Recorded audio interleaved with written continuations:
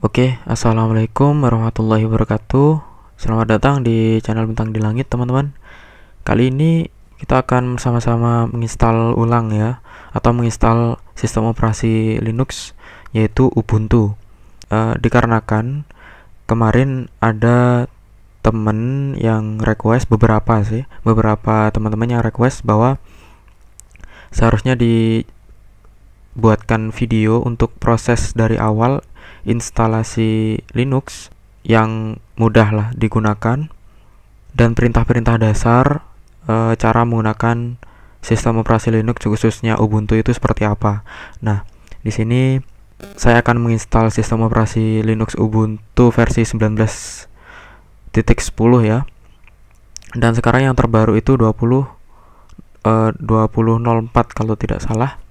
Mohon maaf untuk screen recorder dari laptop saya ubah dari ke kamera ya, soalnya dalam proses instalasi itu otomatis screen recorder itu tidak bisa mendeteksi ya, jadi mohon maaf. Oke, langsung saja kita akan menggunakan USB bootable ya. Jadi siapkan USB minimal 8 GB atau ya minimal 8 GB atau 4 GB untuk install ulang filenya nanti.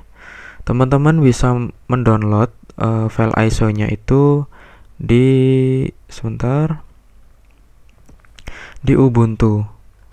Ubuntu seperti ini. Nanti linknya akan saya share ya di deskripsi di bawah. Oke, klik saja Ubuntu dan di sini yang terbaru yaitu 20.04 ya. Saya tidak menggunakan 20.04, saya menggunakan versi yang kecil-kecil saja. Di sini kita cari, coba kita ketikkan di keywordnya download Ubuntu 19.10. Kalau teman-teman pingin sama nanti versinya dengan punya saya, nah ini E1 ya namanya. Ini E1. Oke. Jadi setiap versi dari Ubuntu itu pasti ada namanya ya. Kalau 19.10 ini E1, terus 18.04 itu ada namanya, kalau tidak salah, Bionic. Downloadnya di sini. Nah, ini ada desktop image, ada server ya. Saya sarankan pakai desktop ya. Untuk server ini biasanya untuk proses, biasanya ini untuk keperluan bisnis ya, untuk server. Oke, ini kita close. Dan ini akan saya cut dan saya teruskan di Windows ya, soalnya ini tidak ada Windowsnya laptop ini. Di Windows fungsinya untuk apa? Membuat bootable ya, kan teman-teman banyak yang menggunakan Windows ya. Windows terserah, ini nanti saya akan contohkan Windows 7. Untuk diimplementasikan di Windows 10 juga tetap bisa.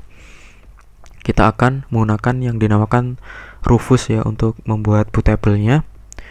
Oke, kita lanjutkan di Windows ini. Kita masuk ke flash disk kalian yang kosong ya, pastikan kosong. Lalu kita cari bootable-nya ya, Rufus. Nanti akan saya share link downloadnya di kolom deskripsi. Saya cari dulu ini Rufusnya. Pokoknya nanti kalian pastikan bahwa flash disk kalian benar-benar kosong dan kapasitasnya minimal 8 GB lah atau 4 GB. Oke, ini ada Rufus 3.11 ya yang saya pakai. Oke, kemudian itu yang pertama, bagian device-nya flash disk kalian, arahkan ke flash disk kalian. Lalu itu filenya ISO ya, file ISO itu. Kemudian kita select file instalasinya yang sudah kalian download, yaitu saya menggunakan Ubuntu 19.10 ya. Kalau pengen yang terbaru yaitu 20.4, terserah pengen yang mana. Kemudian ini ada FAT32, ini kalau bisa FAT32 saja. Kalian setting, kemudian kalian start ya. Ya segitulah sebenarnya. Kita start. Yes ya, kita yes. Kemudian di sini ada Sebentar, ISO, ada DD. Untuk ISO itu biasanya simpelnya untuk Ubuntu atau Windows 7, dan untuk DD biasanya Kali Linux. Nah, simpelnya gitu. Yang DD pokoknya itu biasanya Dix Imac gitu ya. Tadi itu untuk Kali Linux. Ya, kemudian ya oke saja tadi. Oke. Jadi cukup mudah untuk membuat bootable ini. Kita cukup flash disk dan install bootable Rufusnya tadi, jalankan Rufus, siapkan flash disk, seperti itulah. Oke, sudah selesai. Ini saya cut. Oke teman-teman, di sini flash disknya saya tancapkan ya. Akan terlihat nanti di sebelah kiri mungkin di desktopnya, tampilan desktop.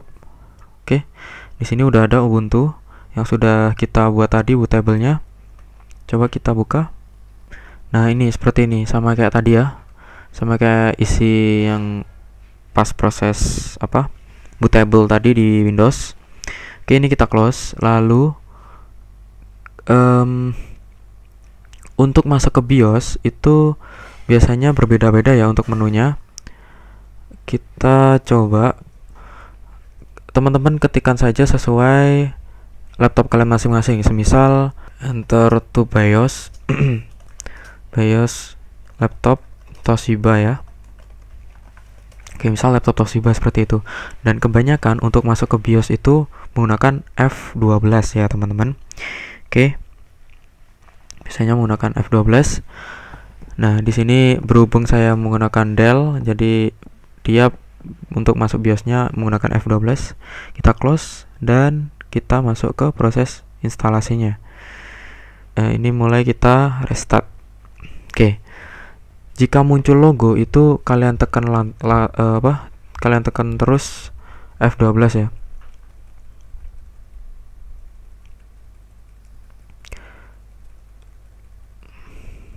Sebentar. Nah, maksudnya logo yang ini ya. Logo laptop kalian.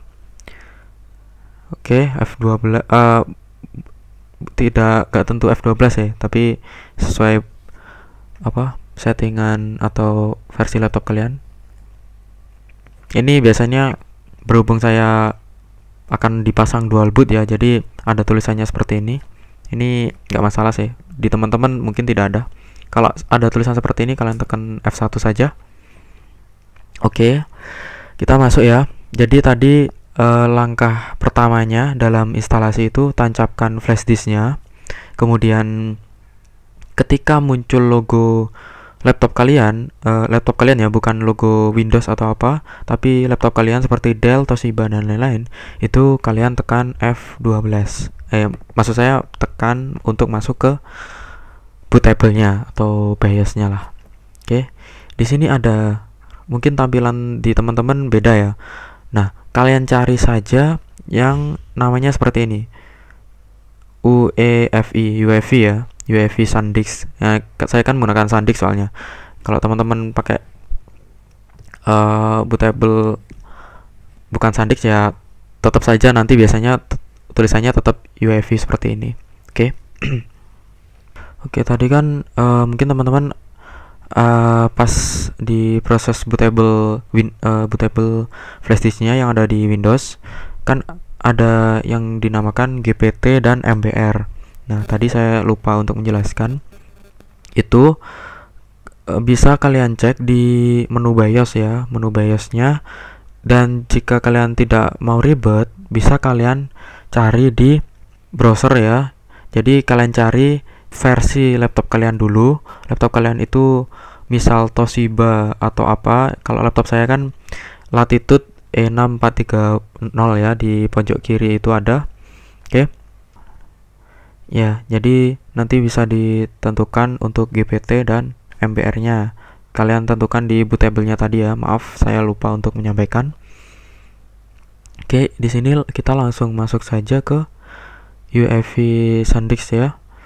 Oke, kalau tidak ada tulisan UEFI-nya, semisal kalian cek dulu flash disk kalian itu normal, berjalannya normal, atau proses bootable-nya itu normal apa tidak. Nah, dan yang kedua, kalian cari apa ada pokok ada tulisan flash disk seperti itulah. Tapi bukan USB loh ya, bukan USB seperti ini. USB storage itu beda. Kalian cari yang flash disk, SanDisk, dan sejenisnya atau UEFI ya. Oke, kita enter. Di sini ini biasanya kalau Ubuntu itu ungu ya. Ini nggak tahu kok hitam, mungkin gara-gara saya pakai dual boot. Nah, ini ada try Ubuntu without installing. Ini kalian ingin mencoba saja, nggak mau install bisa. Jadi kalian klik ini try Ubuntu, tapi flash disknya harus menancap ya, jangan dicopot, nanti bakal error. Nah, di sini berhubung kita menginstal, langsung klik install di sini, install Ubuntu. Oke, kita tunggu. Mungkin video ini akan saya cut pada saat prosesnya itu lama ya, jadi langsung saya cut untuk bersingkat waktu. Oke, di sini ada mulai masuk dia di instalasinya. Sebenarnya instalasi Ubuntu ini sangat-sangat mudah ya daripada instalasi Windows menurut saya, dikarenakan driver-driver Windows itu banyak setelah diinstal itu masih banyak yang kurang ya. Kalau di Linux sih kebanyakan dia sudah driver-drivernya sudah ikut terinstall. Oke, di sini English ya, bahasanya terserah. Kalau kalian bahasa Kurdi ya nggak masalah. Kita continue. Oke, kemudian ini ya keyboard layout biasalah untuk keyboardnya. Oke, lalu ini kalian menyambungkan ke WiFi. Saya mungkin belakangan aja, kalau emang disuruh ya nanti tinggal disambungkan ke WiFi, ke internet. Oke, ini normal installation atau minimal installation. Kalian milih yang mana? Kalau biasanya saya menggunakan normal ya, soalnya ada Office-nya juga dan ada media player-nya. Kalau minimal itu hanya web browser saja. Jadi kita pilih normal, continue. Storage yang diperlukan di sini juga kecil ya. Oke, untuk kalian yang mungkin pemula atau pertama kali menginstal Linux, menginstal ulang sendiri, saya sarankan untuk meng-backup data-datanya ya. Nah, ini punya saya tidak di backup soalnya saya tadi sudah mengkosongkan partisi saya ya. Nah, ini install Ubuntu alongside kali GNU Linux rolling, jadi berdampingannya ini. Oke, ini saya ke something else. Saya ingin membuat sendiri ya. Jangan sampai mengklik erase disk ini dan eksperimen. Nah, ini jangan, ini bisa menghapus sistem kalian malah. Saya something else saja, kita continue. Oke. Kemudian yang kosong tadi di sini ya. Yang kosong tadi di sini itu yang dibutuhkan ini 3 ini nggak usah kalian anggap ya. Ini hilang sebegitu saja. Dimisalkan hilang seperti itu saja. Yang kita pandang ini yang ini 52.000 MB atau 50 GB. Kita klik kanan, kita add.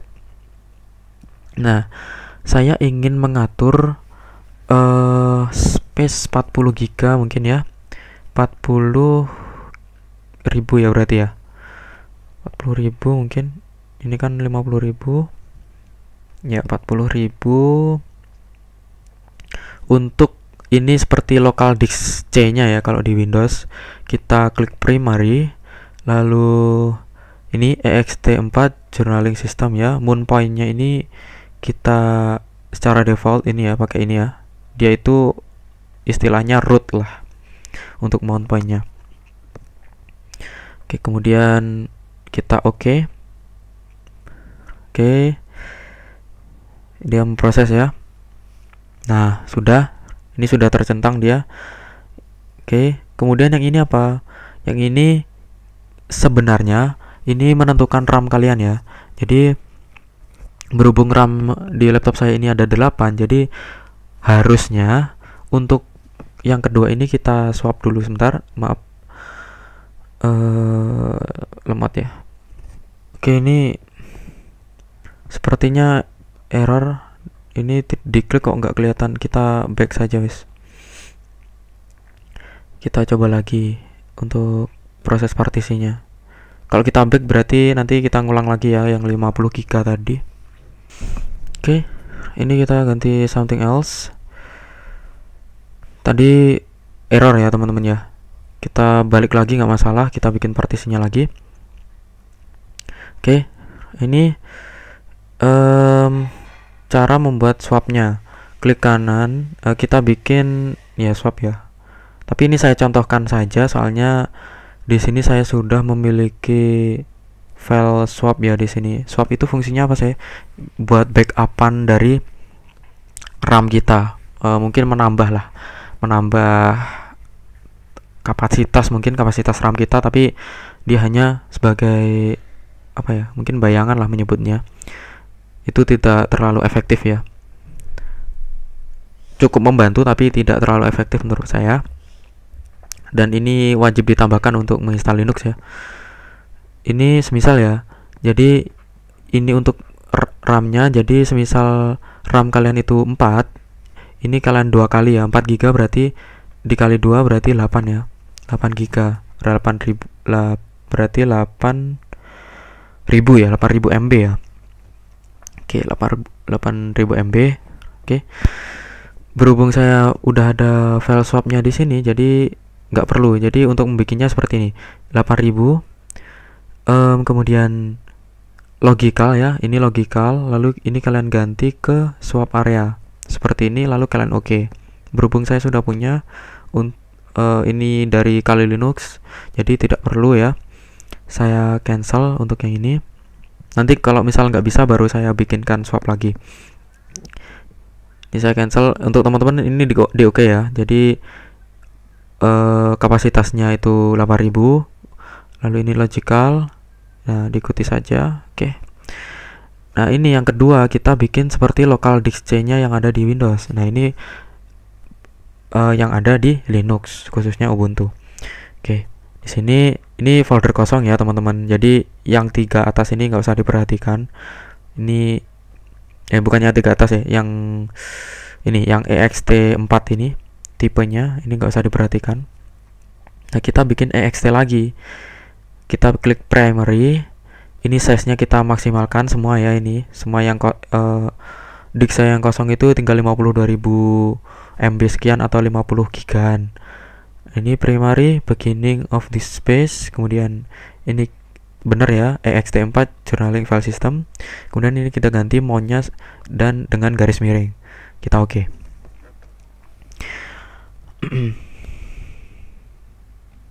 Oke, jika sudah ini kita oke, bisa apa tidak? Coba kita langsung saja ya. Kita install now. Kita continue lagi. Nah, ini ya, dia sudah mendeteksi yang partition 5 ini untuk si swapnya, untuk partition 4 ini untuk si ext4-nya ya. Untuk data C-nya ini untuk RAM-nya.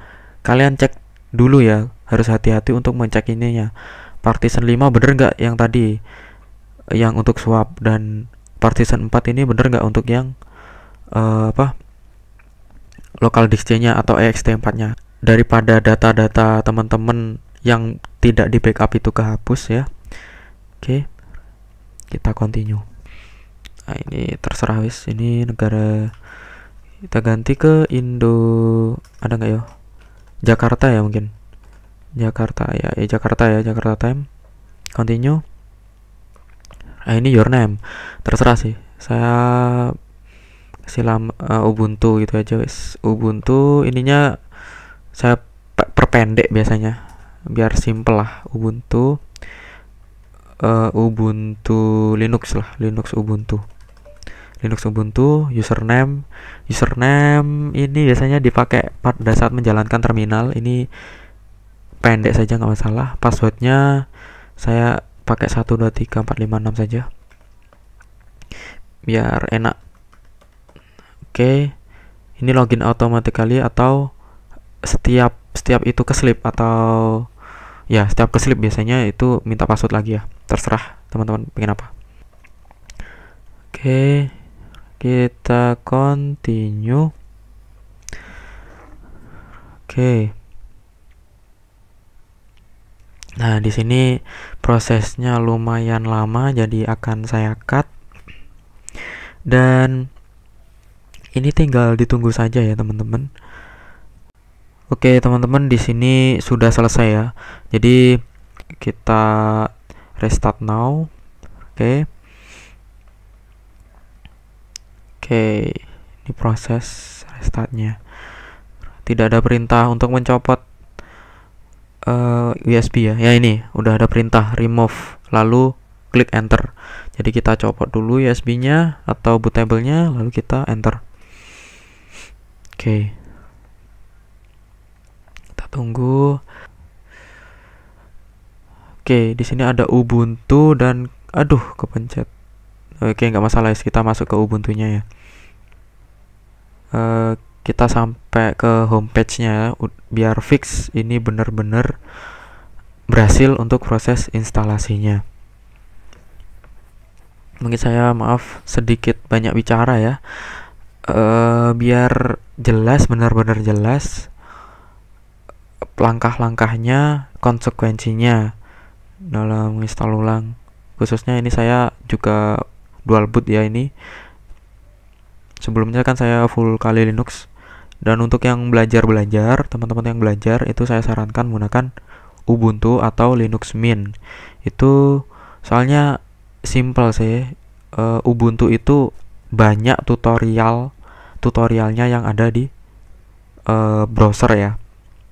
Jadi untuk jika kalian menemukan error itu ya Ubuntu lah yang banyak solusinya. Ini passwordnya tadi 1, 2, 3, 4, 5, 6, enter. Oke, loading.